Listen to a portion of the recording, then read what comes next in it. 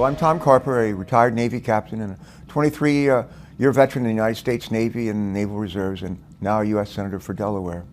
Whether you're kicking off the summer season at one of Delaware's five-star beaches, Rehoboth, Dewey, or Bethany, or celebrating this holiday with maybe a barbecue in your own backyard, I just want to wish you and your loved ones a safe and a very special Memorial Day.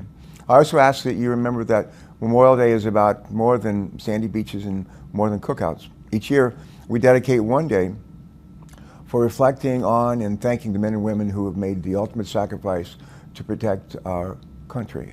It's a sacred day. On this day, we also remember the veterans who are still with us, and these men and women of all ages who are living testimony to the sacrifices made to protect the freedoms that we cherish.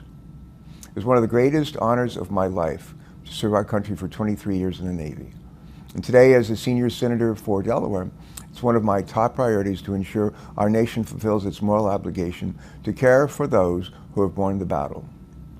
We owe our veterans more than a debt of gratitude for their service. We owe our veterans a steadfast commitment to providing them with high-quality health care, access to mental health care services, a safe place to call home, affordable college, and career training programs. We've got to work together to better serve our veterans. And the reality is that not every veteran has access to the VA for health care. Nearly 2 million veterans, that's 1 in 10, rely on Medicaid for their health care. And that includes some 6,000 veterans who are living in Delaware. The Republican plan to dismantle the Affordable Care Act cuts more than $800 billion from Medicaid. This plan, combined with President Trump's budget proposal, would bump that cut to $1 trillion. At best, this would significantly scale back our veterans' Medicaid benefits, and at worst, cause them to lose their benefits altogether. The veterans who rely on these benefits would see higher health care costs, lower quality care, and less access. At the same time, we know that veterans are at higher risk for serious and complex health care issues because of our service. For some veterans, this access to health care is a matter of life and death. Chronic conditions like traumatic brain injury, post-traumatic stress disorder, opioid addiction, and substance abuse disorders disproportionately affect our veterans. Yet the Republican proposal, sadly, to cut Medicaid will make it more difficult for our men and women to get the health care that they need and frankly deserve for these serious medical issues.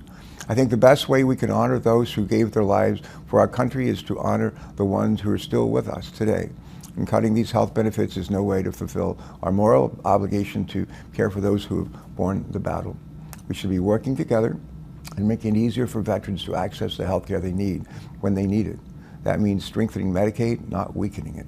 Fully funding Medicaid, not cutting it.